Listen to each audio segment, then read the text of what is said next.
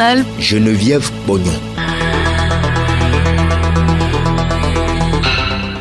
Merci de nous choisir pour vous informer à l'heure du journal de la mi-journée. Madame, Monsieur, bonjour. Au sommaire de cette édition, 5300 élèves nécessiteux sur l'ensemble du territoire national bénéficient de kits scolaires, un geste du chef de l'État qui vient soulager cette couche vulnérable. Une action qui s'inscrit dans le cadre de l'opération Rentrée scolaire solidaire.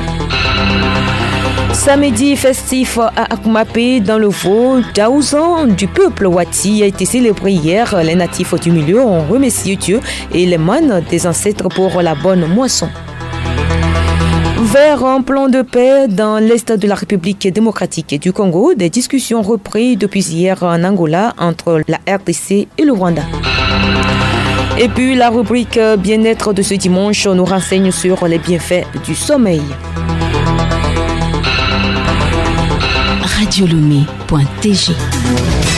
Une fois encore, bonjour. Cahiers, livres et stylos aux élèves du lycée de Tendiassi dans la préfecture de Meaux. La ministre de l'Action sociale, de la solidarité, de la promotion de la femme, professeur Kosiwa Zinsou Klassou, a lancé l'opération Rentrée scolaire solidaire dans la localité Charlotte Harare. L'opération consiste à distribuer des kits scolaires à 5380 élèves dans les 39 préfectures que compte le Togo. Elle vise à contribuer à la scolarisation des élèves orphelins et autres élèves issus des ménages pauvres et des centres d'accueil pour cette année scolaire 2024-2025. Professeur Kosiwa Zinsou Klassou, ministre de l'Action sociale, de la solidarité et de la promotion de la femme. Cet acte émanant du président de la République, un acte solidaire et qui plus est généreux, a tout son sens. D'abord, à l'endroit des parents d'élèves, c'est une manière de leur dire qu'ils pensent à eux, ils partagent leur peine.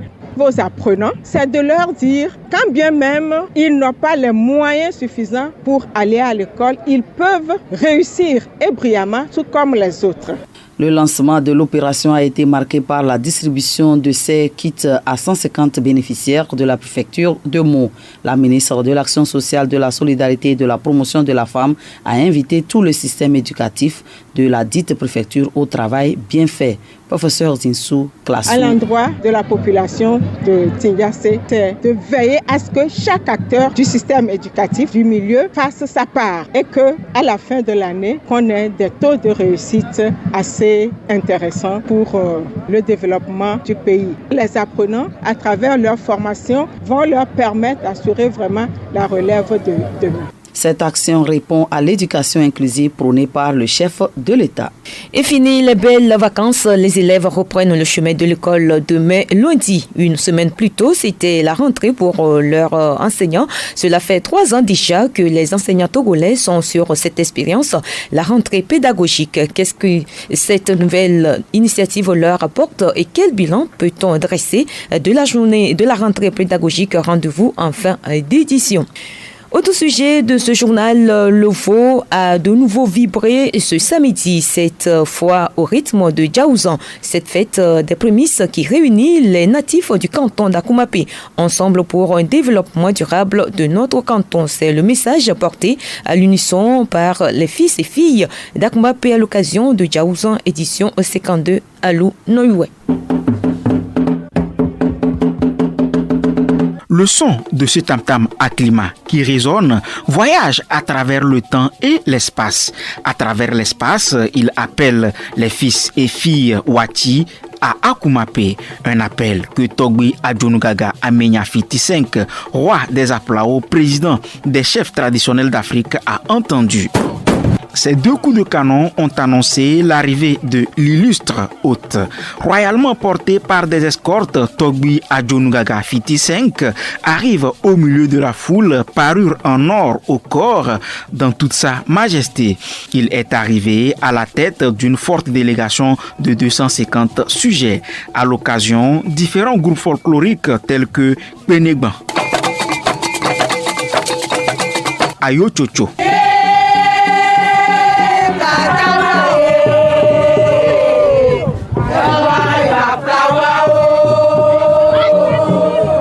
Gadjahun,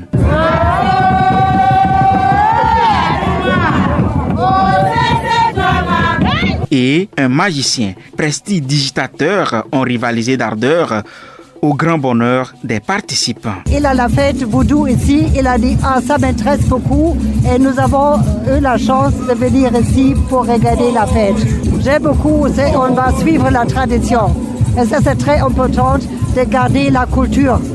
Ça c'est important pour la population. Au-delà de la fête des moissons, c'est la promotion de la culture dans le canton d'Akoumapé, c'est les retrouvailles entre les filles et filles pour promouvoir des valeurs de paix, des valeurs de cohésion, des valeurs de solidarité, des valeurs de fraternité qui sont indispensables pour le développement du canton d'Akoumapé. Le chef de canton d'Akoumapé, Togbu Séduro Kwasi Akouma 10, place cette célébration sous le signe d'une ouverture au brassage culturel. Djaouzan, suivant la tradition, est une fête qui consacre les prémices des récoltes aux membres des ancêtres. Aujourd'hui, le contexte a évolué et nous ne pouvons plus limiter notre fête uniquement dans la tradition. Sa connotation est ouverte sur d'autres considérations socio-culturelles propices à un réel développement placé sous le signe de la cohésion et du développement.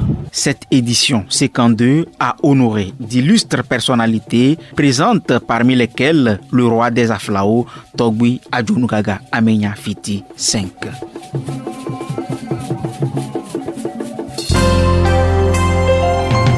Le journal Geneviève Bognon.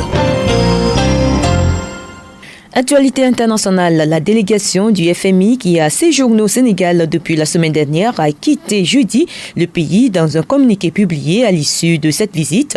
L'organisation revoit la croissance à la baisse à 6% pour 2024 contre 7,1% en juin et anticipe un déficit plus important que prévu. Mais le Fonds monétaire international salue aussi la volonté de réforme des nouvelles autorités. Où se trouve Serge Mathurin Adou? C'est la question que se posent les proches du journaliste ivoirien installé de longue date au Niger, pays dont il a acquis la nationalité et dont on est sans nouvelles de lui depuis 2 semaines. Serge Adou travaille pour la chaîne Canal 3 à Niamey. Il est aussi correspondant sportif pour la BBC dans la capitale nigérienne. L'Union nationale des journalistes de la Côte d'Ivoire et l'Union des journalistes de la presse libre africaine, 2 organisations basées à Abidjan, expriment aujourd'hui leur inquiétude. Elles évoquent une disparition au Niger dans des circonstances non encore nettement élucidées. Nouveau round de discussion en Angola entre la RDC et le Rwanda. Les chefs de la diplomatie des 2 pays sont arrivés hier à Luanda, la capitale angolaise.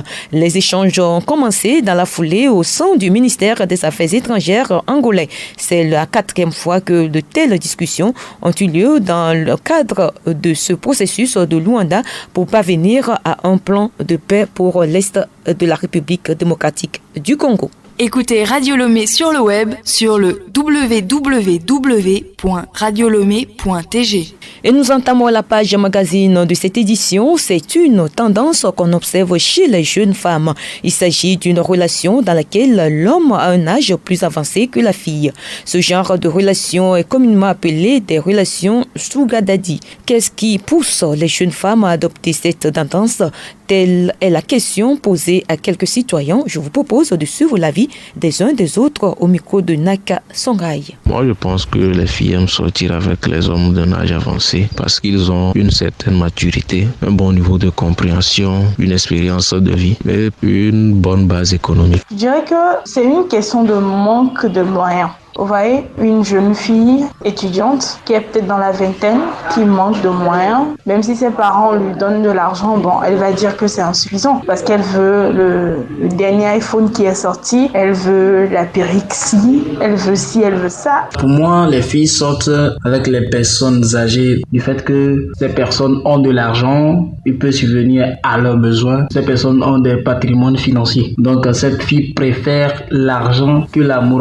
Naka Songhai a également tendu son micro à Aboudou Kerim Belegeni, psychologue clinicien et de la santé au CHU Kara. Le choix que portent les filles sur les hommes d'âge avancé peut s'expliquer par la recherche des avantages sociaux. Ces avantages sociaux traduisent en effet l'autonomie et la sécurité, ainsi que la stabilité que peut offrir un partenaire potentiel. Dans notre contexte, ce n'est que, pour ne pas être dans l'absolu, ce sont principalement des hommes d'âge avancé qui peuvent offrir cette stabilité, cette sécurité et cette autonomie à une femme. Donc, on peut comprendre aisément pourquoi ce choix des filles ou bien des femmes sur les hommes d'âge avancé. L'on ne pourra pas dire à l'absolu si oui ou non ce choix ou cette tendance est bonne ou mauvaise. Il existe cependant un certain nombre d'avantages pour les femmes qui optent pour ce choix ou cette tendance, et il existe également des conséquences pour elles.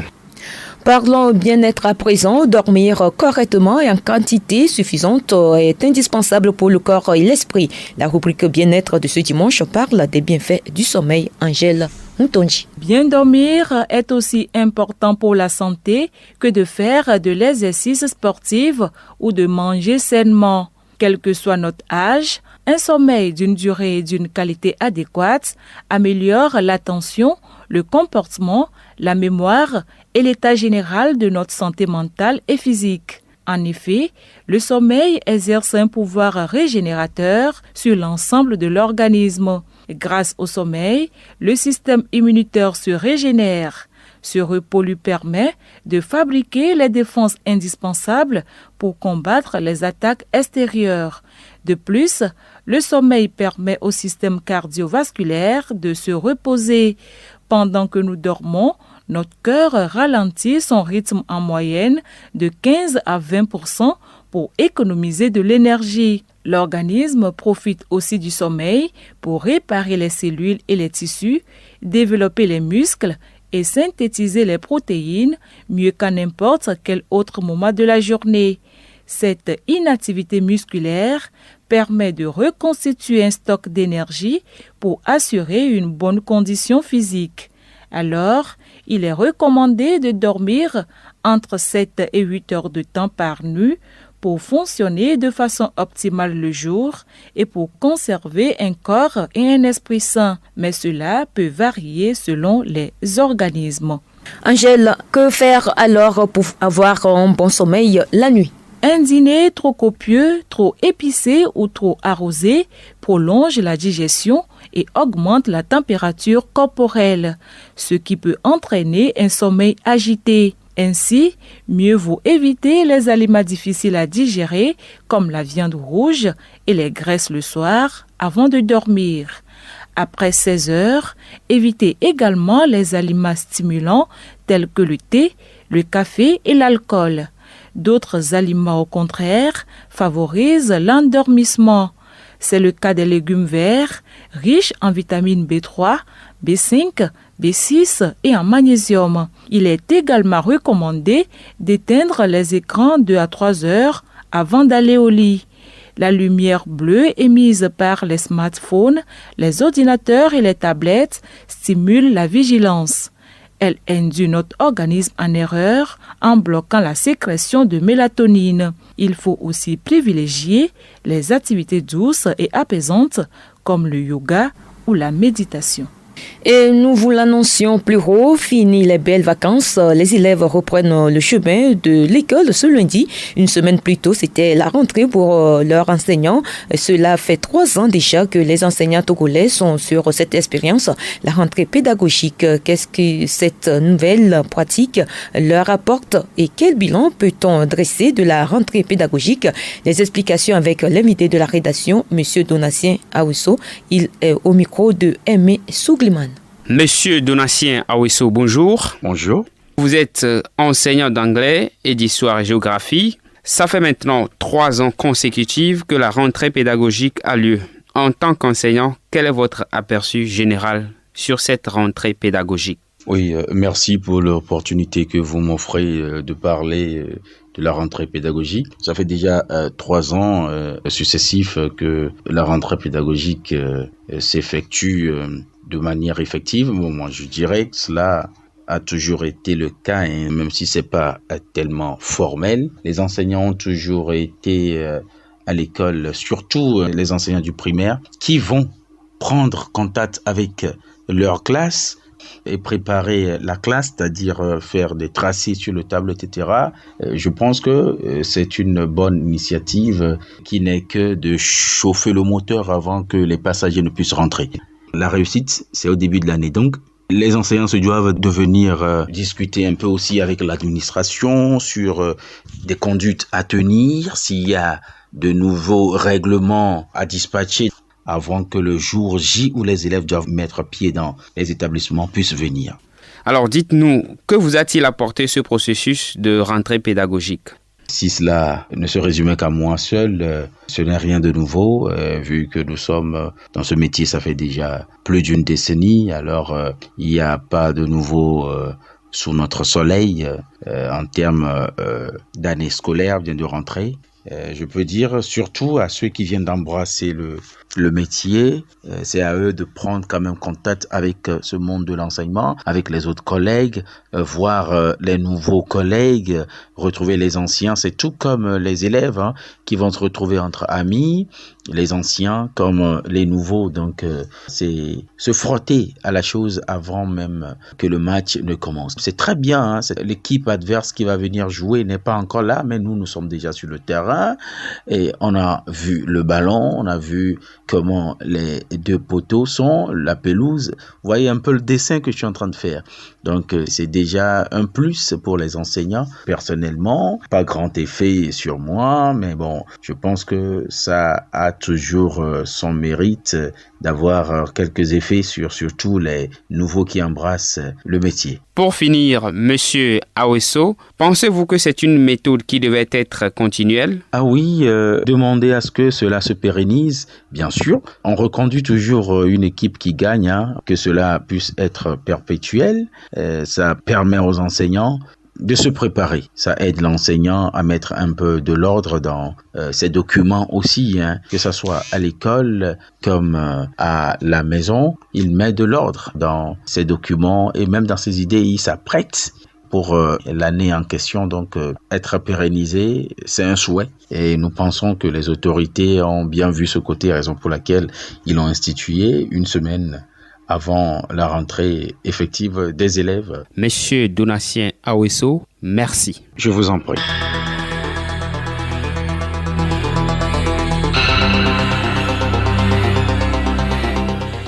Ainsi s'achève ce journal. Merci pour votre fidélité d'écoute. Merci également à toute l'équipe qui l'a réalisé avant de nous séparer. Retenons pour l'essentiel que 5300 élèves nécessiteux sur l'ensemble du territoire bénéficient de kits scolaires, un geste du chef de l'État qui vient soulager cette couche vulnérable. Une action qui s'inscrit dans le cadre de l'opération rentrée scolaire solidaire. Et puis samedi, festif à Akumapé dans le Vaud-Djaouzan du peuple Wati a été célébré hier. Les natifs du milieu ont remercié Dieu et les mânes des ancêtres pour la bonne moisson. Excellent après-midi en compagnie de nos programmes.